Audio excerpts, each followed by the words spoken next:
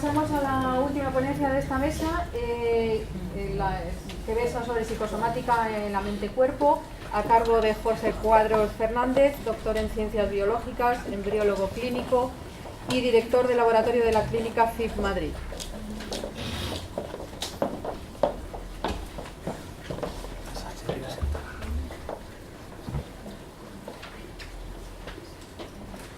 Buenos días. No seré yo el que discuta con Eric Kandel.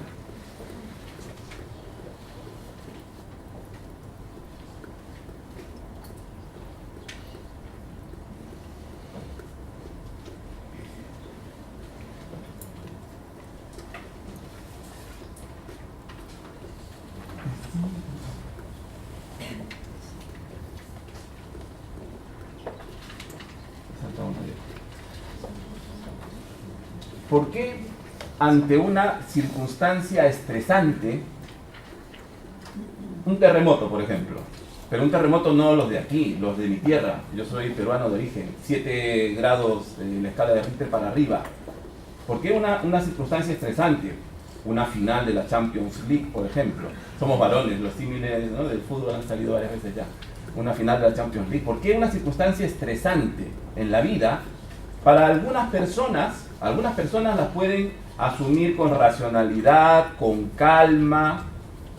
En cambio otras las asumen con pánico y salen corriendo desesperadamente, echando abajo todo lo que se les pone por el medio, sobre todo cuando acaba el partido. ¿Por qué? ¿Por qué las personas reaccionamos de manera diferente ante una misma circunstancia estresante?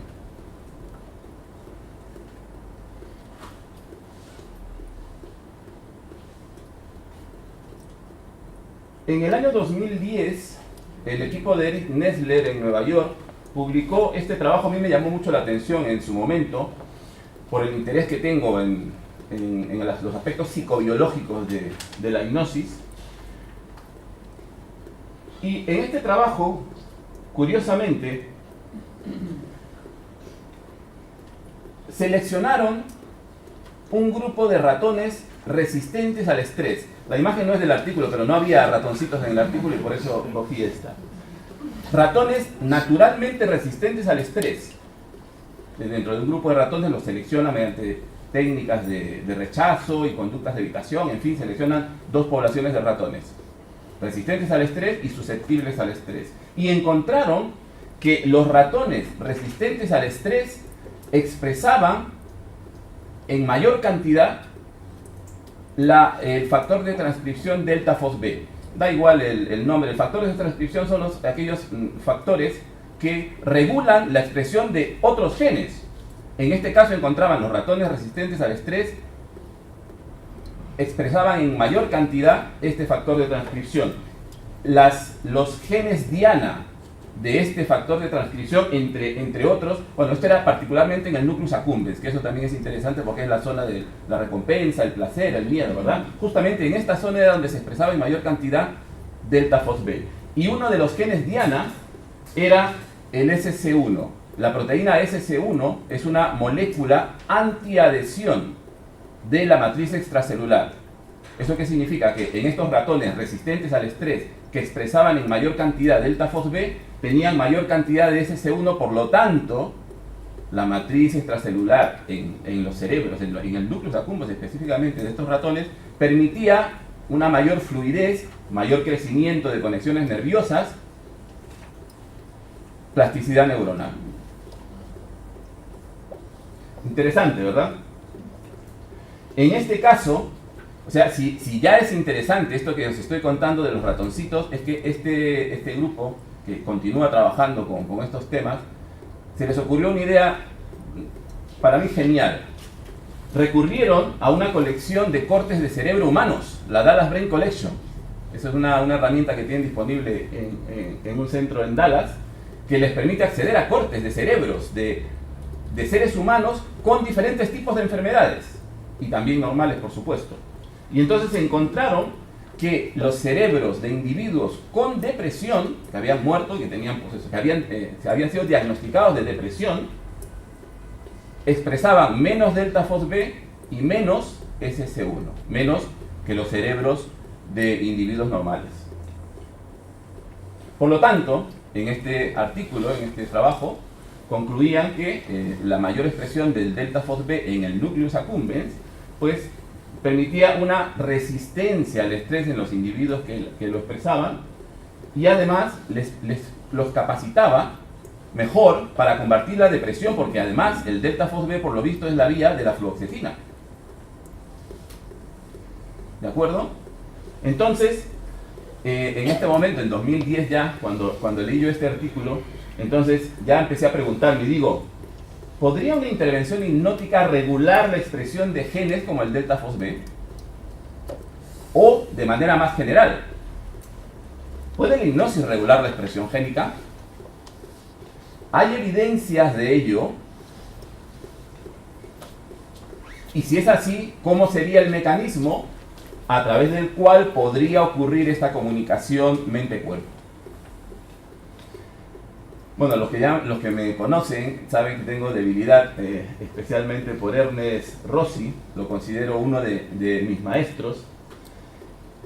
Ernest Rossi es discípulo directo de Milton Erickson, trabajó con él durante los últimos años de la vida de Erickson, y Ernest Rossi propone que el mecanismo a través del cual ocurren todos estos procesos realmente representan un sistema adaptativo complejo, dice él.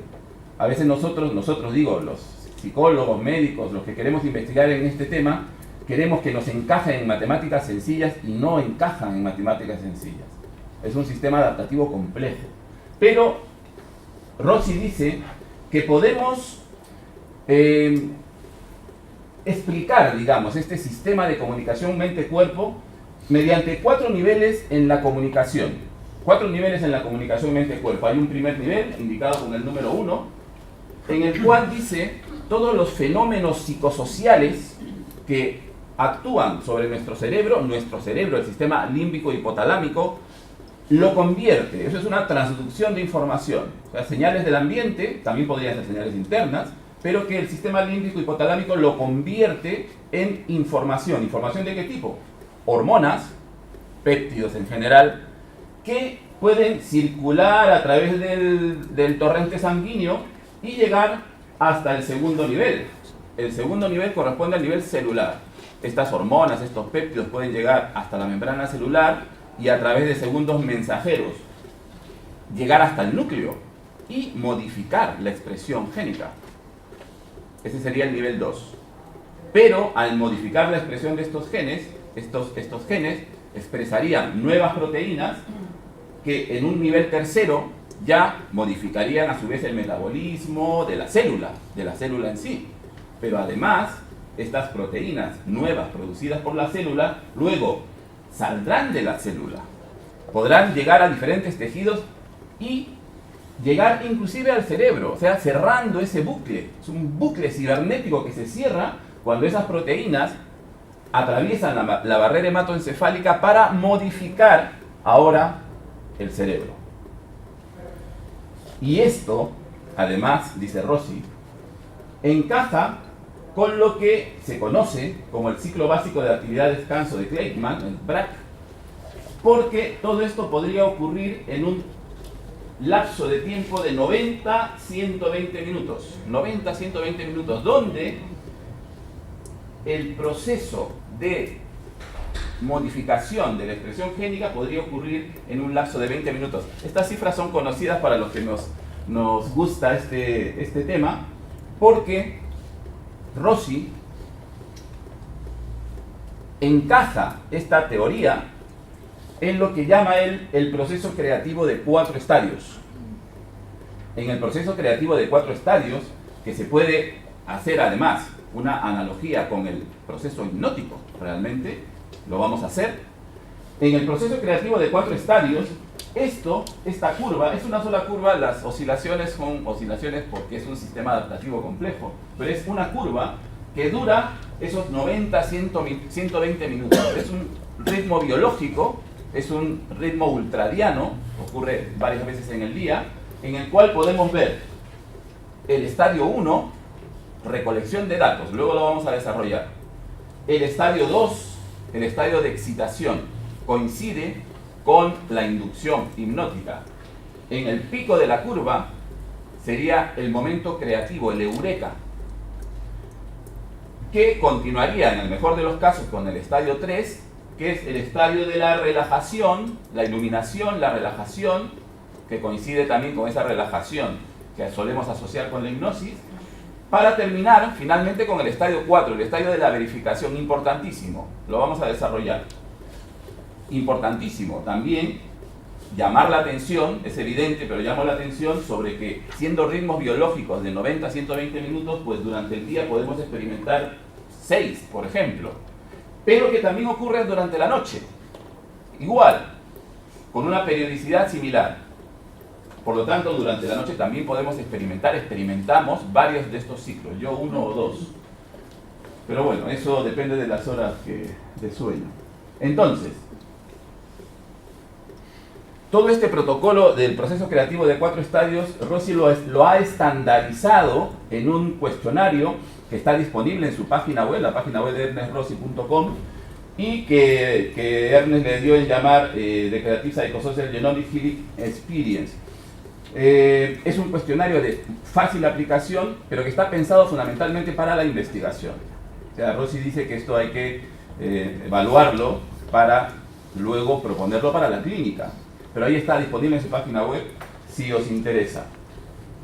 Entonces, el estadio 1, recolección de datos. Esto es ya un proceso de inducción hipnótica. Recolección de datos. Empieza, como sabéis perfectamente, nada más entrar el paciente por la puerta. Ya empezó el trabajo. El paciente no lo sabe, pero el trabajo ya ha comenzado. El terapeuta le pregunta al paciente, dice, bueno, ¿qué pasa? ¿Cuál es el problema que le trae? Entonces el paciente empieza a hablar con el terapeuta, empieza a explicarle qué es lo que le preocupa, qué es lo que le molesta. No sé qué me pasa, no soy capaz de decidirme. Estáis acostumbrados, ¿verdad?, a escuchar esas cosas. No sé qué hacer. Me siento mal y no sé por qué. ¿Verdad? En este caso específico, como es un protocolo naturalista, ericksoniano, Ernest sobre todo no hace una inducción formal. No hace falta utilizar una inducción formal de hipnosis. Él no suele usarla, pero se puede usar, yo la utilizo. Pero no hace falta. La idea es que en determinado momento, mientras estamos hablando con el paciente, el ojo experto se da cuenta de que en determinado momento el paciente cambia su actitud. Cambia su actitud significa que se hace receptivo a las cosas que les estamos contando, porque probablemente, ojalá, haya entrado en esos 20 minutos que dentro del ritmo ultradiano se denomina la pausa curativa ultradiana. Unos 20 minutos en el que el paciente, la persona, es más receptiva a las cosas que les estamos contando. Entonces, si observamos que el paciente empieza como a bostezar o que empieza ahí, esas cosas que solemos ver en las personas cuando están entrando en un trance y que no hemos hecho ninguna inducción formal, pero vemos que el paciente está entrando en un trance, es el momento de entrar a saco, estadio 2. Si no ocurriera, si no lo viéramos, podemos hacerlo también, va a funcionar igual. Estadio 2, incubación. Este es el trabajo duro. Esto es lo difícil. Se plantea el problema. El paciente ha expuesto sus preocupaciones, se plantea el problema. Se induce el trance. En este momento el paciente debe haber entrado... ¿He dicho trance? Sí. El paciente debe haber entrado en hipnosis. Ya. Debe haber entrado en hipnosis. El paciente ya está en hipnosis. Puede pasarlo mal. Puede llorar, experimentar diversos malestares, sufre. Y el trabajo fundamental del terapeuta, en este caso, es apoyar el trabajo, apoyar al paciente. O sea, en ningún caso, si el paciente lo está pasando mal o está llorando, es sacarlo de la hipnosis, no. Al contrario, lo está pasando mal porque está trabajando con ello. Está resolviendo, intentando resolver su problema. Entonces hay que apoyarlo. Hay que tener valor.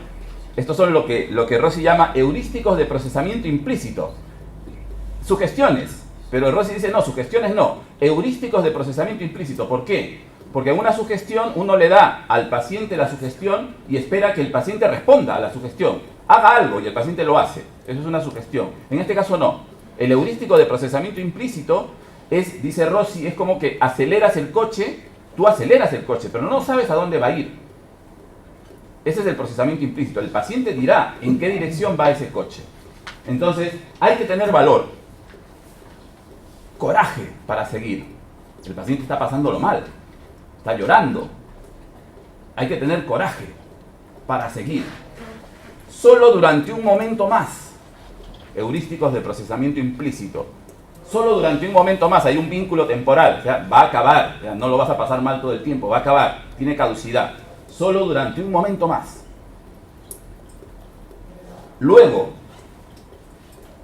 si en el mejor de los casos, al final de este estadio 2, el paciente hace una eureka, desde la parte más alta de la curva, la crisis dice, una eureka, un insight, la iluminación de Buda. Si ocurre ese momento creativo, el paciente pasa del estadio 2 al estadio 3, la iluminación, la relajación. En el estadio 3, entonces, el eureka conllevaría el surgimiento de posibles soluciones al problema que ha traído el paciente. La posible resolución del problema. Y el paciente cambia. Si hace un momento estaba llorando, experimentando malestar, pasándolo mal, ahora sonríe, le cambia la faz, se relaja. Por lo tanto, si ha ocurrido esa eureka, si surgen en su subconsciente esas posibles soluciones al problema que le ha traído, hay que apoyar ese trabajo con estas sugestiones, estos heurísticos de procesamiento implícito. ¿Qué debes hacer diferente en tu vida? ¿Qué debes cambiar para mejorar tu vida? ¿Qué nuevos caminos se abren para mejorar tu mundo? Heurísticos para apoyar el trabajo que está realizando el paciente. El paciente se relaja, se siente mejor, sonríe y cuando llega este momento, estamos al final del estadio 3,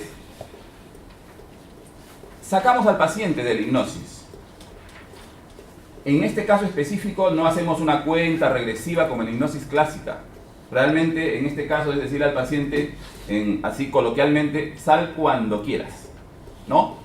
El fraseo, para los que queráis experimentarlo esta tarde, porque el taller de esta tarde va a tratar sobre esto, lo veréis. Pero no hacemos una cuenta regresiva, le decimos al paciente que cuando su subconsciente lo considere oportuno, saldrá de la hipnosis. Y el paciente abre los ojos y sale de la hipnosis. Y cree que el proceso ha terminado. Sabemos que no. Él cree que el proceso ha terminado. Ya salió de la hipnosis, ya despertó del trance hipnótico, pero sabemos que el trabajo no ha terminado. Falta el estadio 4, la verificación, importantísimo, importantísimo, porque si el subconsciente del paciente realmente ha recibido esos insights, esos eurekas, esas posibles soluciones a su problema, tiene que aplicarlos en la vida real. Porque si no aplica esa posible solución que le ha surgido, significa que no resuelve el problema. Y por lo tanto, de estar en el estadio 3, regresa al estadio 2. Y vuelve al bloqueo que lo ha traído a la consulta. Porque simplemente puede ser que, aunque le haya surgido esa posible solución, diga el paciente, ¿no? Diga, es que no sé si será una solución de verdad, es que no sé si voy a aplicarla, es que no. Vuelta al estadio 2, el estadio del atasco, del bloqueo, de pasarlo mal. El problema no se ha resuelto. Entonces, ¿qué es lo que debe hacer el paciente y qué es lo que debemos, una vez que ya el paciente ha salido de la hipnosis, que cree que ya terminó el trabajo, ¿Qué es lo que debe hacer el terapeuta en el estadio 4? Verificar que el paciente haya tomado la decisión de aplicar en el mundo real esas posibles soluciones que han surgido durante el trabajo. Con el objetivo final, esta frase de Rossi, ¿no?, que es lo que realmente se pretende con todo este trabajo, es convertir esos síntomas que trae el paciente, esos síntomas del cuerpo, en señales. Y los problemas en recursos creativos. Ese es el objetivo final. Todo este trabajo lo realizamos mediante movimientos ideodinámicos de manos. No os cuento más para no... spoiler, para no chafaros lo del trabajo de esta tarde, pero todo se realiza con movimientos ideodinámicos de manos. Esto está basado fundamentalmente, bueno, Rossi lo explica, por la representación en el homúnculo sensorio-motor de las manos. O sea, las áreas que representan las manos en el homúnculo sensorio-motor son tan grandes que dice Rossi que los movimientos de las manos podrían poner en marcha conexiones entre las neuronas de estas zonas de las manos con otras zonas asociadas de la corteza cerebral, provocando cambios plásticos. Esta es una representación en 3D del homúnculo, no es un pariente mío. Y bueno, todo esto, Ernest Rossi, yo soy coautor de este trabajo que publicamos en 2010, lo aplicó en un estudio piloto con 3 voluntarios sanos, 3 estudiantes sanos, donde demostramos que después de una intervención de este tipo, una hora después de una intervención de este tipo, había 15 genes que se expresaban de forma diferente. 15 genes se expresaban de forma diferente, una hora después de la intervención. Y 24 horas después, eran más de 70 genes los que se expresaban de forma diferente. Ahora, ¿eso qué significa? O sea, ¿qué significa? ¿70 genes de qué? Pues 70 genes relacionados con plasticidad neuronal, con crecimiento y maduración de células madre y con reducción del estrés oxidativo e inflamación. Todo muy bueno para la salud. Estos son los genes relacionados con la plasticidad neuronal, maduración de células madre, reducción del estrés oxidativo. Es un estudio piloto, son 3 voluntarios sanos. Sé que Rossi tiene más de 20 ya, pero no sé cuándo se publicará la actualización de este trabajo. Entonces, a modo de conclusiones, podemos decir que el organismo humano funciona como un sistema adaptativo complejo con sus propios mecanismos de autorregulación y mantenimiento de la homeostasis. Muy evidente. Al igual que los factores sociales, esta es frase de Rossi, la psicoterapia puede realizar modificaciones epigenéticas, promoviendo la plasticidad neuronal y la maduración de células madre. Y una intervención hipnótica, al menos del tipo de la experiencia curativa de la genómica psicosocial creativa, puede regular la expresión génica de una forma positiva para el mantenimiento de la salud e inclusive para la curación de enfermedades. Luego, resulta que Vargas y yo, Vargas está por ahí atrás, en base a todos estos conocimientos, diseñamos un método al que llamamos Metafor-A. El 4 es por los 4 estadios, porque realmente lo que hemos hecho nosotros es aplicar este protocolo de 4 estadios, incrustarlo en una metáfora. Antes Ian estuvo hablando de la importancia de las metáforas, del valor de las metáforas. Lo que nosotros hemos hecho es incrustar todo este trabajo en un cuento, en una historia. Que podemos además, estamos hablando de Metáfora, es lo que hemos registrado, pero ya tenemos un B, un C, y esta tarde vamos a estrenar el D, el Metafor Duo. Ya lo probaréis. Y simplemente decimos es una herramienta para poner en marcha nuestros mecanismos naturales de autocuración. Esto está pensado para personas sanas. Los pacientes, los que tienen patologías, tienen que ir al médico o al psicólogo. Esto está pensado para personas sanas. Si vienen enfermos y se curan, yo ya no tengo la culpa. Pensamos en el mantenimiento de la salud, resolución de problemas y crecimiento personal. Y lo mencionó también Joan Manel, esto encaja dentro de ese proyecto más grande en el que estamos trabajando, al que llamamos Hipnotraining. Metáforas que incorporan el proceso creativo de 4 estadios con reflejo de manos para convertir los síntomas en señales del organismo y los problemas en recursos creativos.